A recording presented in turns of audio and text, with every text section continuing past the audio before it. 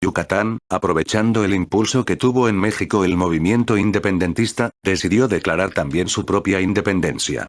Cuando en 1821 la Nueva España logra la emancipación, Yucatán se volvió también independiente.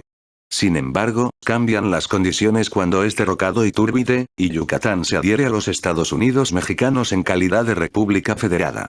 Un acuerdo importante que había establecido Yucatán, indicaba que el gobierno mexicano debía ser federal, y la región debía conservar su soberanía, con el incumplimiento de los acuerdos para la permanencia de la península y todos los conflictos separatistas debidos al cambio de gobierno a uno centralista, algo se empezó a gestar en el país de manera imperceptible. Una nueva rebelión de los mayas ahora contra los blancos y criollos, estos conflictos hicieron llamado a la sangrienta guerra de castas dentro de la península de Yucatán. El desarrollo de la política interna de México lleva a que, en 1835, Antonio López de Santa Anna derogue la Constitución de 1824 y establezca un Estado centralista, mediante la Constitución de las Siete Leyes, promulgada en 1836 por Justo Corro, y continuada por Anastasio Bustamante. En 1840 los habitantes de la península de Yucatán se declararon un país independiente de México como protesta al establecimiento de un país centralista que impedía a todos los estados del país elegir a sus gobernantes y tener acceso a diferentes libertades.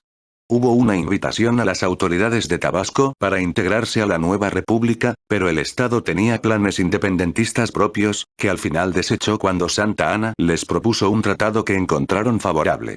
Pero los mayas siguieron firmes con sus ideales, sin saber que esta declaración les costaría sangre y otros problemas. Uno de los que inició con esta revuelta fue el capitán Santiago Imán, comandante del Ejército Federalista de Yucatán, quien tomó la ciudad de Valladolid, en donde estableció una carta en donde dijo que el federalismo en México debía ser restablecido con el fin de combatir la pobreza en el territorio. La primera de esas consecuencias fue el enfurecimiento del general Antonio López de Santa Anna, quien declaró la guerra a los separatistas, enviando buques de guerra a las costas de la península y prohibiendo a cualquier embarcación con la bandera yucateca, lo que generó una caída de la economía local. Otra de las acciones que el gobierno mexicano estableció contra los rebeldes que querían independizarse de la nación fue el envío de tropas para ir tomando poco a poco diversas regiones. No obstante, cuando los más de 4.000 soldados llegaron a Mérida se encontraron con un gran ejército de mayas fuertemente armados que obligaron a los mexicanos a replegarse. La presión económica continuaba sobre los yucatecos, generando una pobreza y hambruna extrema. Los separatistas sucumbieron ante eso y en 1843 firmaron acuerdos con Santa Anna aceptando el regreso de pertenencia a México con la condición de que Yucatán tuviera autonomía plena en la toma de diversas decisiones para la felicidad de sus habitantes.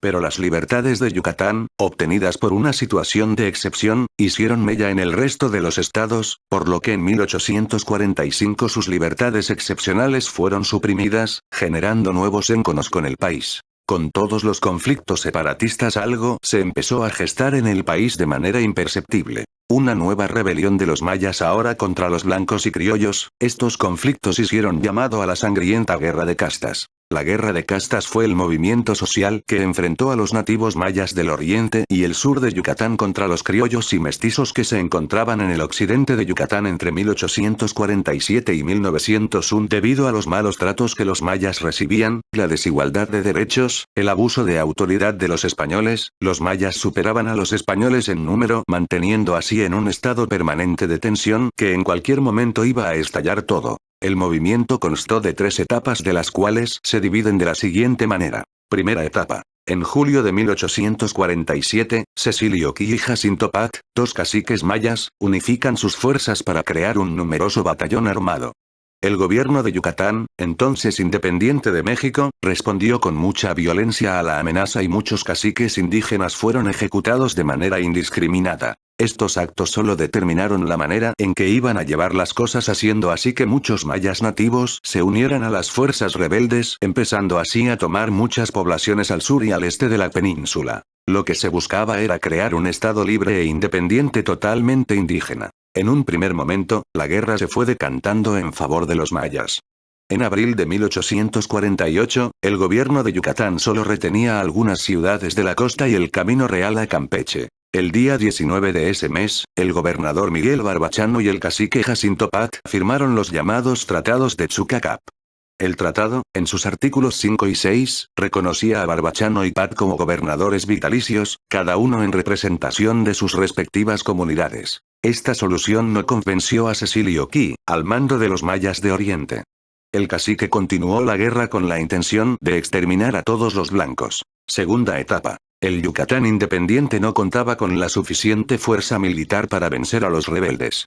Por ese motivo se vio obligado a pedir ayuda al extranjero, a países como Inglaterra, Cuba, España y Estados Unidos.